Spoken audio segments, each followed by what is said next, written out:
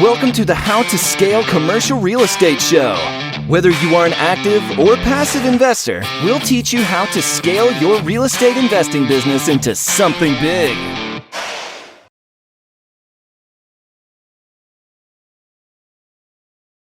Hey, Damion, welcome to the show. Sam, it's good to be here, man. Thanks for having me. Man, this is great. It's great to have you on. Somebody with your diverse background, it's hard to know really even where to start. You know, the typical flow of the show is where'd you start, where are you now, and how'd you get there? I'd like to kind of fast forward past some of that and really get into, maybe as scary as it is, some of the crazy thoughts that are in your head, if you don't mind sharing those. But really, you know, one of the things that I'd love to hear about today is that you have this phrase where you rip conventional wisdom apart for the Main Street investor. What does that mean to you? I guess across all aspects of your life, what does that mean to you? Because that's a foundational kind of piece that probably affects everything that you do and really think. Is that a fair statement? It is. I've gotten to the point where I'm fed up with the conventional wisdom. Conventional wisdom, in my mind, it says, go out there, work your butt off, hand your money over to somebody else because you're too stupid to manage it, and then abdicate responsibility until death do you part. They're going to fee you, and you might have a few bucks to pay for your funeral. And realistically, big picture, that's the middle of the bell curve in America, and it's scary. Like since the early 1970s, we have not had a median income growth. We've had GDP growth. Middle America is struggling, and it's because they're being told, "Hey, don't look over here. Don't think about this."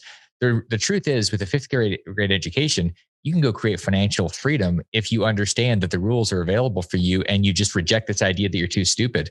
I don't think it's not.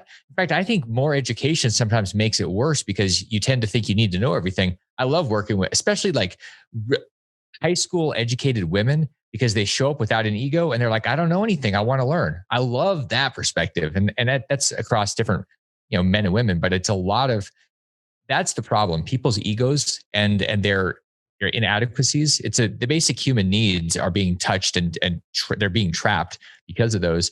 And so I just rewire that, giving people ideas and tools like the eQRP, my primary tool, to give people control of their retirement money and helping people understand that they're not alone. They're not like on a crazy island by themselves. Like, hey, it's okay to actually take control. In fact, you should.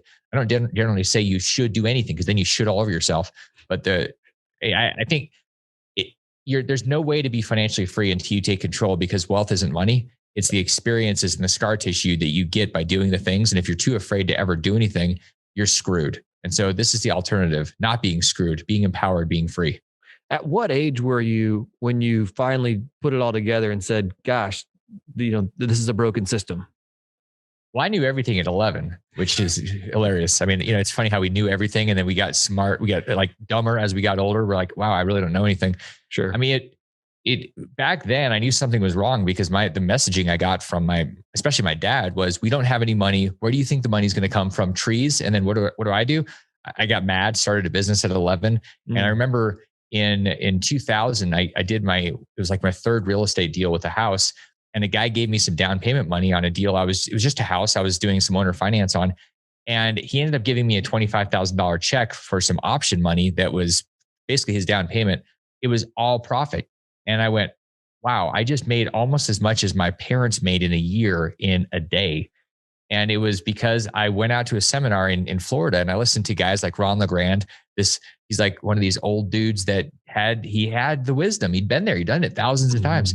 I said, Ron seems to know what he's doing. I'm going to just trust that and be naive and go out there and build the Great Wall of China in a week. And we need more of that day to day. We need to trust in something. If we're skeptical of everything because everything is bad now, it's like that's how the media goes after us. They make it bad and scary and red alerts. If we start trusting in someone and modeling people that have integrity and experience, it's unbelievable what we can do. You're going to trip. You're going to stub your toes. That's where you get the scar tissue and the broken bones, but nothing kills you. It just doesn't. And that's what we've been afraid of, I think. Right. So how, when you figured this out at 11 and you said maybe you forgot it at some point in time, then figured it out again, what was round two? So there's the second big round. I mean, I did a lot of stuff as a kid, but then my real estate stuff I started when I was in 1999. And literally New Year's Eve, 1999, closed in my first rental house. So I barely got into real estate in the 90s. It's like, I don't know how much closer you could cut it. And so I did the deal. And then I spent a number of years, like 5 years, building up a portfolio, had 150 houses. I thought I was Superman, 10 feet tall and bulletproof. And then 2008 happened and showed me that I was a moron. And I lost $20 million and had to start over. So I went from 20 million to negative 5 million in 12 months. And it sucks. And guess what? Didn't kill me. But I thought because my self-worth and net worth were so tied together at that point that my life was over. On the other side of that, after a couple of years of therapy and coaching and going deep into a question of what is true, I realized I wasn't my money. I'm a teacher. I'm a teacher that teaches from experience, which is rare. Most people are sitting in an ivory tower with actually no experience and they just regurgitate crap in a book. And I said, you know what? This round, it's time to do something that breaks people's shackles. And so the mission of my company and my companies and me, my life is to break 1 million people's financial shackles and clear them from financial bondage. And it's through self-responsibility. That is the ultimate key. You want to be free? You got to be self-responsible. No more victim, no more waiting. And that's what it's about. The last decade, that's what I've been doing and building and watching people cry because they've literally become free. And it's the best thing I've ever done. Wow. I mean, not only is that personally rewarding, I would imagine. I guess that's probably the biggest part of it is it's personally rewarding. Here's the thing that people miss. Everybody's chasing money. Money is a side effect of value that you create. You can't just get money because money is energy. And so when people say, I want to win the lottery is going to come and go because you haven't actually exchanged anything. Right. And people don't get this. So they try to hack things. And I'm all in favor of the 4-hour work week and hacks and doing things with leverage. The reality though, is if you don't do the personal development stuff on yourself, and I know you've had a lot of guests doing mindset stuff. Look, man, 85% of your success in investing is the psychology. 5% is the thing. So you go, what should I invest in? I'm like, stop talking to me about stocks or real estate. Go over and do some brain damage on yourself. Right. That's where it's at. And so that it's really fascinating to be able to watch people, because I'm not saying, hey, here's what you should invest in. I'm saying, here's the tool and here's how you rewire yourself. It's a little bit of neuroplasticity, and then everything changes. Right. So let's go back maybe a few years when you founded your companies and really, let's say you got through the mindset, you spent a couple of years really in therapy, getting things figured out, working on yourself. And then you took the next step and said, all right, I want to blast this to the world. And I want to be a game changer for 1 million people. That's an audacious goal. How did you go about accomplishing that? One person, one conversation. Everybody tries to go and they try to hyper jump over to the end. They say, okay, I read Stephen Covey's book, which I love his stuff. But when he says start with the end in means, it doesn't mean start at the end. And that's what people tend to do. They say, okay, I'm going to have $1 billion under management. I'm going to have 10,000 units. Man, go talk to Kenny McElroy. He's got 10,000 units. You think he did that in a day? No, decades. And so how do you build something that lasts, that has a foundation that can withstand the storm, where you have people coming to you saying, I want to work with you. How can that happen? You do that because you start off with one person with one message to change that life. And that's what it was. I remember the beginning, I'd have 1 or 2 or 3 people in a year that would become a client. And it would end up being a very hard year. And most people quit. It's one of the reasons that there's not a lot of competition in general when you actually stay around long enough, because most people fall off because they're too timid and they're not committed. The honey badger is our avatar. Honey badger is committed. It's fearless, it's decisive, it's committed, and it's resilient. And if you look at my people and you look at our mission, we are honey badgers, and our clients, our tribe, are honey badgers because they're absolutely fearless. They go move out. They move through the fear with action. And that's the big key. Look, we're all afraid. Stuff's out there, man. COVID wants to kill you. You can't even see it. But the reality is, if you go and take a step and do something, then you get momentum, and then you say, okay, I'm moving through the fear, and now I'm committed to this thing, and I'm deciding on this one thing, and then you're resilient through whatever it is that keeps pushing you down. You're like, nope, I'm getting up. I don't care if you sting me, stab me, beat me up. I'm moving forward, and that's the difference in the people that win. Right. No, absolutely. I would absolutely agree with that. So what about eQRP? How did you decide to launch that? So here's how you launch anything. You see a problem and you go, I can go fix that. And if you go, I don't know how to do that, good. How am I going to do that? So I saw this problem back about 10 years ago, and it got very, very personal a few years after I started doing it. I was doing it. I was like, hey, this is a good way to help people make some money. But then it got really personal in 2013 when my dad was a few weeks away from dying. And he and I had our last conversation, and he looked at me and he said, man, there were so many things that I wanted to do. And he knew his time was up and he wasn't going to get to play anymore. And he passed away, and that was not an example of a life to replicate. It was a warning of don't do this. Right. And I said, okay, so that's not what I'm going to do. And how many people can I save from that conversation and that pain? And so at that point, it switched gears where there became a fanatical obsession, devotion, whatever you want to call it, towards the idea that people have a choice. And if you show them a choice and you encourage them and you help them with the confidence, people will become free. And so that's my mission. It's to make sure that conversation is eliminated. Right. And for our listeners that don't know what eQRP is, can you briefly run us through that? Yeah. And so here's what happened. When my dad said that, the reason he said that was, one, he didn't go deep. He went wide. It's like going on Facebook. There's 50,000 different shiny nuts, and we're like a bunch of drunk squirrels chasing all these nuts. So he was doing that like everybody else seems to do. Sure. And he was running out of money. So he played the game. He did the Wall Street thing. He did the 401k. He was a government guy, military, 20 years, the whole deal.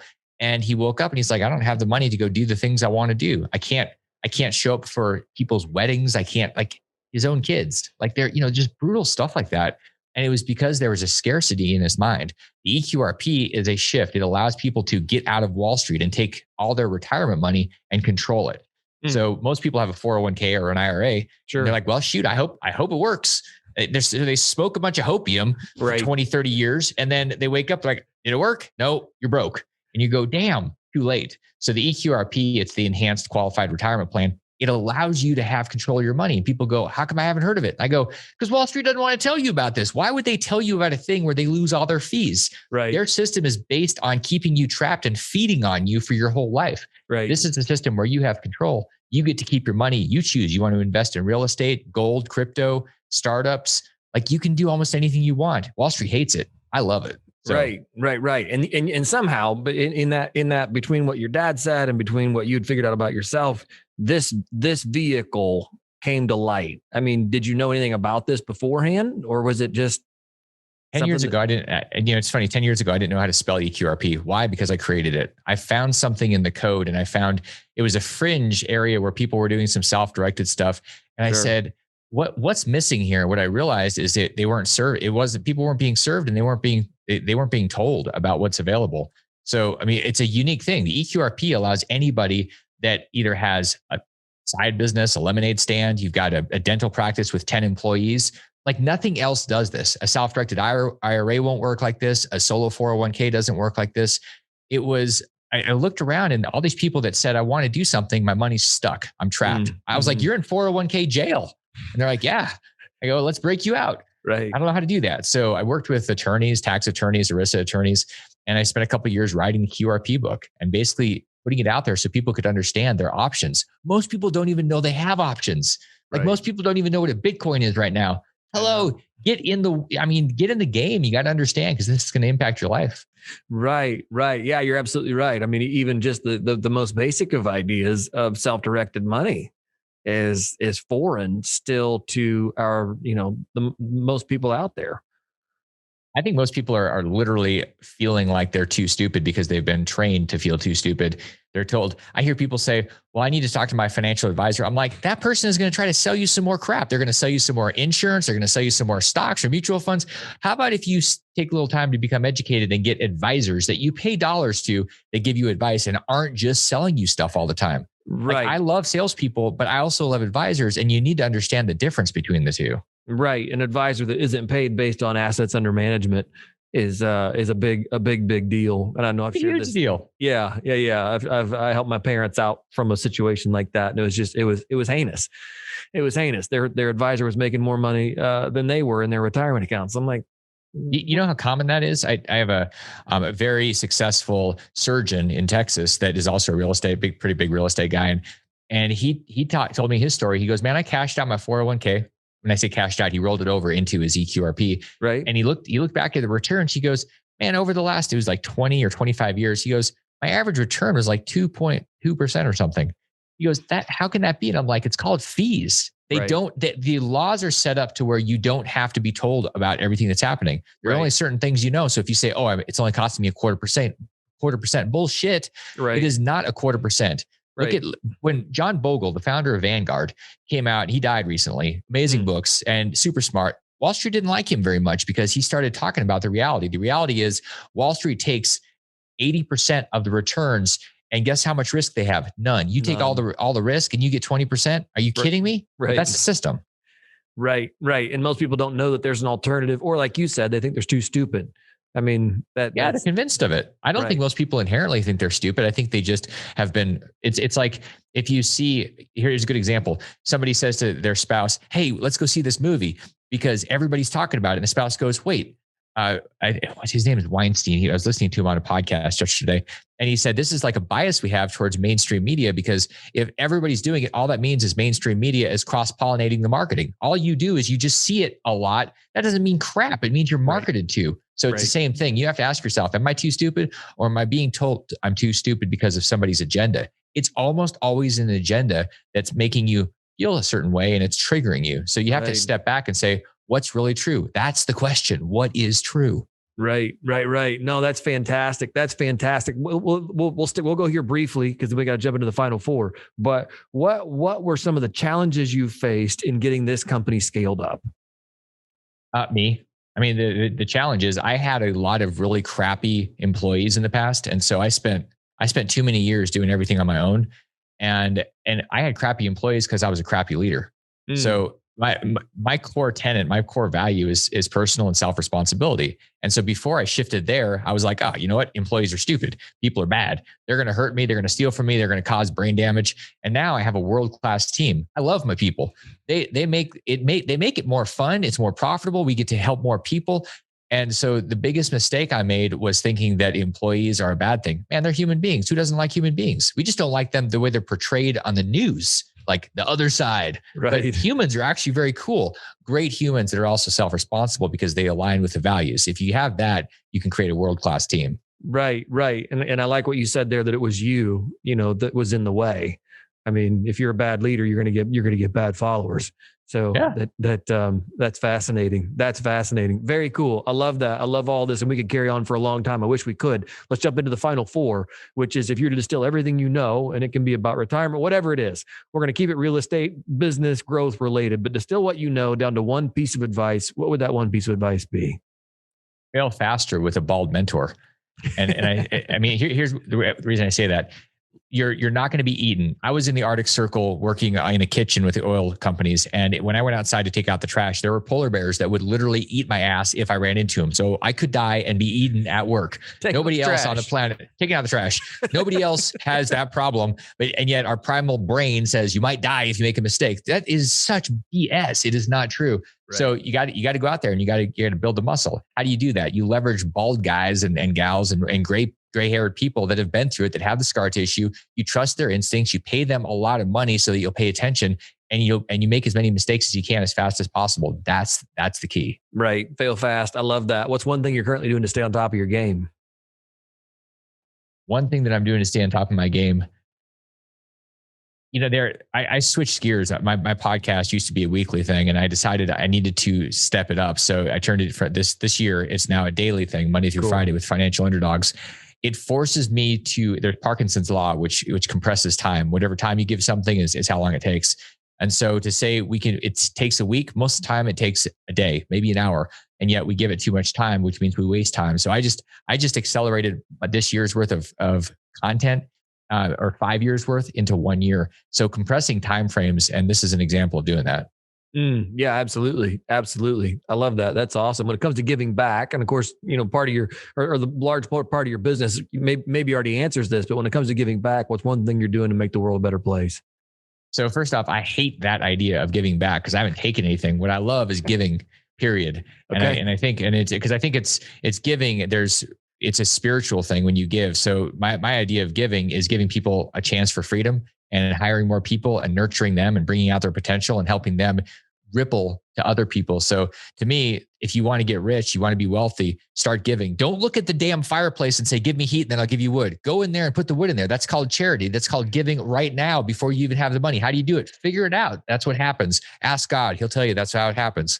Right. No, I love that. That's awesome. If our listeners want to get in touch with you, how do they go about doing that? Best way to get a hold of me if you want to learn about what I'm doing with the eQRP is go to eqrp.co. And if you want to listen to the podcast, I'm Cardinal Sin here. I'm giving you two things to do. Financial Underdogs is the place to go. Financialunderdogs.com. Every day you can hear more. That's awesome. Damion, thanks so much for your time. This was awesome. I certainly appreciate it. Happy to do it. Thanks, Sam.